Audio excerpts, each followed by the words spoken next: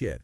Ugh. What the fuck is happening here? Trump wins another election. Yeah. This is some seriously wild shit. I mean, I knew things were crazy. Yeah. But this is next level bonkers. It's a real head scratcher. Okay.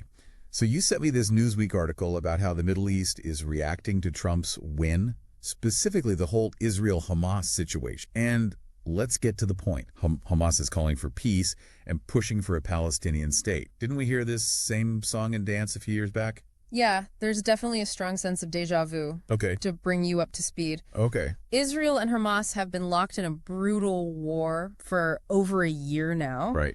And it's gotten even. Hezbollah and even Iran have been pulled into the mix. Oh, wow. It's a total clusterfuck. And frankly, nobody seems to have a clue how to... But here's the thing that really blows my mind. Hamas, who, let's be real, Yeah.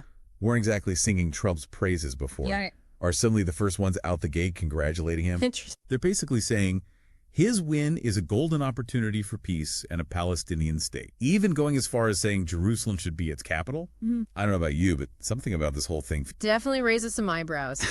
You have to wonder how much of this is genuine and how much is just strategic maneuvering. I mean, we all know Trump's history of being close with Netanyahu. Right.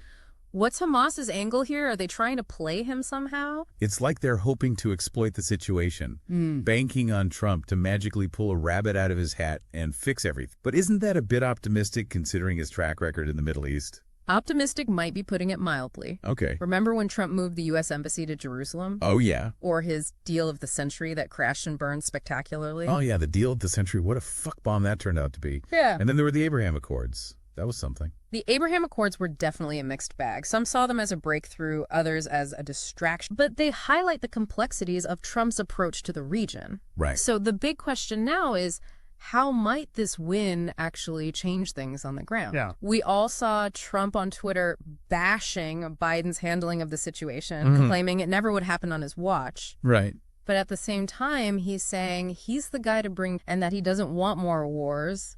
What does any of that even mean for the Middle East? Yeah, I mean, in his victory speech, he talked about avoiding wars. Right. And how he already defeated ISIS. Okay. But then he goes on and on about how strong the U.S. military is. Isn't that a little contradictory? Totally. And that's what makes this whole situation so fascinating and, frankly, a bit terrifying. Yeah. We're dealing with a guy who claims he wants peace, but also loves to flex his military. I fucking hate this. This is so confusing. Well, that's Trump's foreign policy. Unpredictable and often contradictory. Oh, well. But that's also why it's so crucial to pay attention to these initial reactions. They offer valuable clues about what different players in the region might be dreading with Trump back in the White House. So besides Hamas suddenly acting like Trump's their new BFF, Yeah. what about the Palestinian National Authority, the PNA? Yeah. What are they saying? Their response has been much more measured, almost just. Okay. They're calling for peace, too, Yeah. but not with the same pointedness, No. the same urgency Yeah. as Hamas. Right. You almost get the feeling they're pissed off that Hamas is trying to steal the spotlight. Uh-huh. Yeah, it's like they're shouting, hey, we want peace too, don't forget about us. Yeah. They're probably worried Trump's only going to listen to Hamas now. That's a valid concern. Hamas has managed to grab the attention of the international community with their statement, and that could give them an advantage. But to understand the potential implications, we need to dig a little deeper into the complexities of this conflict and the history. Okay. So we've got Hamas making a big show of their support for Trump and the Palestinian Authority trying to stay relevant. But let's be real. Trump's foreign policy was off, right? I mean, can we really predict what his game plan will be now? Okay, so you're saying this whole thing is a giant question mark?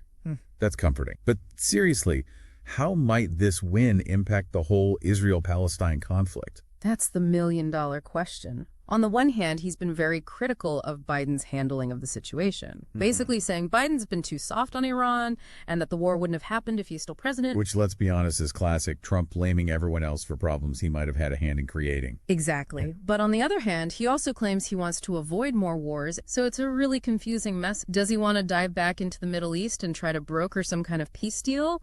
Or will he just make things even more... It's like he's trying to be the peacemaker and the tough guy at the same time. It's giving me whiplash. That's Trump in a nutshell. He likes to play both, and that makes it incredibly difficult to predict what he'll actually do. Right, so besides just being his usual confusing self, are there any clues from his past that might help us figure out what he might do? Didn't he have some grand plan to solve the Israeli-Palestinian conflict a few years back? Yes, you're talking about his infamous deal of the century. That's the one. Remind me again what that whole thing was about. Well, it was was basically a peace plan that Trump unveiled back in 2020. On the surface, it aimed to resolve the Israeli-Palestinian conflict, but when you looked at the details, it was heavily biased in favor of Israel, granting them major concessions on territory security and Jerusalem. It was widely seen as a non-starter by the Palestinians and much... Yeah, didn't it pretty much ignore all the key issues the Palestinians care about? You could say that it failed to address things like Palestinian statehood, the right of return, or a just settlement. It was seen by many as a way to legitimize the Israeli occupation and further... So basically, a big middle finger to the Palestinians. No wonder it went. Pretty much. It was dead on arrival. But there's a chance Trump might try to dust it off and present it again as a solution. Seriously. He thinks that's going to fly after everything that's happened. Well, he's never been one to admit defeat or let go of a bad idea. Plus, he's got a lot of the same advisors from his first term, people who were heavily involved in craft plans. So it wouldn't be surprising if they try to... But I think it's highly unlikely to gain any traction this time around. The situation on the ground is even more volatile now, and there's even less trust between the two sides. Plus, wouldn't the international community just shut it down again? You'd think so, right? But with Trump, you never know. He might try to bully or cajole other countries into accept, but I doubt he'll have... Okay, so the deal of the century is probably a no-go. What else might he try? Well, another option is to double down on the Abraham Accords. That was, as you might recall, his big foreign policy achievement, getting several Arab countries to normalize relations. Yeah, I remember. It was kind of a big deal at the time, even if it didn't really do much for the Palestinians. Exactly. The Abraham Accords were more about shifting alliances in the region, not about directly addressing the Israeli-Palestinian. But Trump might see them as a way to build on his legacy and create a united front against... You're saying he'd use it as a way to isolate Iran even further? Precisely. It fits with his overall strategy of trying to contain Iranian influence. Plus, it plays well domestically. He can point to it as evidence that he's bringing peace to the Middle East, even if it's a very specific kind of peace that doesn't benefit everyone. Okay, I see what you're... But wouldn't pushing Iran into a corner make things even more dangerous? It's a definite risk. It could backfire and lead to even more tension and conflict. All right, so we've got the deal of the century, which is probably dead on arrival, and expanding the Abraham Accords, which is a huge gamble. Anything else in Trump's arsenal of potential fuckery? Well, there's always the possibility that he'll just go full-on art of the deal mode and try to bully everyone into submission. Yeah, classic Trump using threats and bluster. Yes, the art of the deal. Trump-style diplomacy. Subtle as a sledgehammer. Exactly. He might try to pressure both Israel and Hamas into accepting a ceasefire, even if it means forcing them to make concessions neither side. But would that actually work? But both sides are pretty dug in at this point, and neither one seems particularly fond of taking orders. It's tough to say. Trump's unpredictability can sometimes... He keeps people guessing, so they might be more willing to compromise just wrath. But it could also backfire spectacularly, right? Yeah. If he pushes too hard, he could alienate both sides and make things even worse. Absolutely. And that's the big gamble with Trump. You never know if he's going to be the hero or the villain.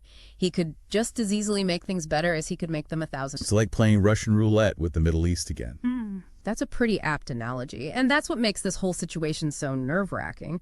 We're dealing with a guy who's completely unpredictable, and the stakes are incredibly... Okay, so we spent this whole deep dive trying to wrap our heads around Trump's potential move. But let's shift gears for a minute and talk about the people actually living in the middle of this whole shit show. What does his win mean for everyday Israelis and Palestinians? That's the question that really matters, right? And honestly, it's the one that keeps me up at night. Because the reality is that for most Israelis and Palestinians, life is going to continue to be incredibly difficult regardless of who's sitting in the Oval Office. But come on, Trump's policies have to have some kind of impact, right? Of course they will. But the effects are likely to be felt most acutely by ordinary people, the ones who are actually living through this conflict. They're the ones who will bear the brunt of any escalation in violence or political maneuvering. Think about it. If Trump pushes for more aggressive action against Hamas, it's Palestinian civilians in Gaza who are going to pay the price. And if he tries to ram through that deal of the century, again, it's Palestinians in the West Bank who will end up losing land and resources. Exactly. And for Israelis, the situation is just as precarious. If tensions with Iran it's Israeli cities that... It's a truly terrifying... So basically what you're saying is everyone's fucked. It's not a very optimistic out, but the truth is this conflict has been dragging and there are no... Trump's return just adds another layer of complexity to an already volatile... It's like trying to solve a Rubik's Cube while someone keeps shaking. So what can people do? I mean, is there even a sliver of hope for peace here, or are we all just doomed to watch this thing spiral further out of control? Listen, I'm not going to pretend to have all the answers, but I do think it's important to remember that even in the darkest of times, there are always working for both sides. You mean like activists, NGOs, those kinds of folks, the ones trying to build bridges and find some kind of common ground. Exactly. They may not get the same media attention as the politicians, but they're the ones doing the hard work on the ground, the grassroots efforts that are essential for lasting peace. They're the ones talking to each other, building relationships, and trying to find ways to coexist. So even with all this chaos and uncertainty, you're saying there's still a chance that things could get better. I have to believe that. Otherwise, what's the point of any of this? We can't just throw up our hands and accept that violence and hatred are the only options. Okay, I can get behind that. So if you had to make a prediction, how do you see this whole thing playing out? I have nobody. But here's what I do know. The decisions Trump makes over the next 4 years will have a profound impact on the lives of millions of Israelis and Palestinians, and the consequences of those decisions will be felt for generations to come. Well, that's a pretty sobering thought to end on. Any final words of wisdom for our listeners before we all go pour ourselves a stiff drink? Just the stay informed, stay engaged, and don't lose hope. The fight for peace is a long and difficult one, but it's a fight worth having. And ultimately, it's a fight that can only be won by the people who are most affected. Well said. Thanks for joining me on this wild ride of a deep dive. And to our listeners, thanks for tuning in. Stay safe out there, and remember, the future is still unwritten. We have the power to shape it one decision, one action at a time.